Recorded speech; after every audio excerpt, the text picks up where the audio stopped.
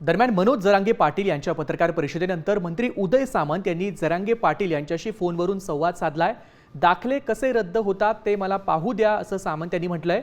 एकनाथ शिंदेंकडनं मला ही अपेक्षा नव्हती असं जरांगे पाटील यांनी टीका केली होती आणि उदय सामंत यांनी फोनवरून जरांगे पाटील यांच्याशी संवाद साधलाय।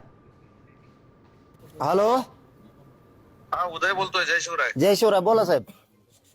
ते काय गडबड झाली त्या दाखल्यामध्ये? सगळे दाखले रद्द करायला सुरुवात केली आता तुमच्या मंत्री महोदयांनी, परत तुमच्या बावनकुळेंनी। हे नसून काहीच हे नाहीये तुमच्या शिरसाट साहेबांनी।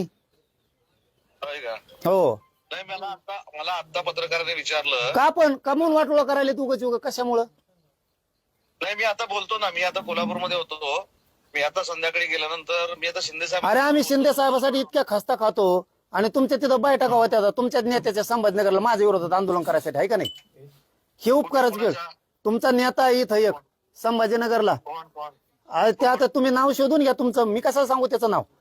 ती एक नेता आहे, त्याचं कॉलेज आहे, त्या कॉलेजवर मराठ्यांच्या तुम्हाला मानणारे समन्वयक अभ्यासक यांच्या माझ्या विरोधात बैठका, परत हे प्रमाणपत्र रद्द करण्यासाठी मराठ्यांना शिव्या देणारे, मराठ्यांच्या विरोधात आंदोलन करणारे ओबीसीचे नेते हे बाळासाहेब भाऊंला काय करतात तुमच्या प्रवक्त्या संघ? मला मी बघतो आधी, पहिला मला फक्त हे बघू दे की दाखले कसे काय रद्द होत आहेत ते।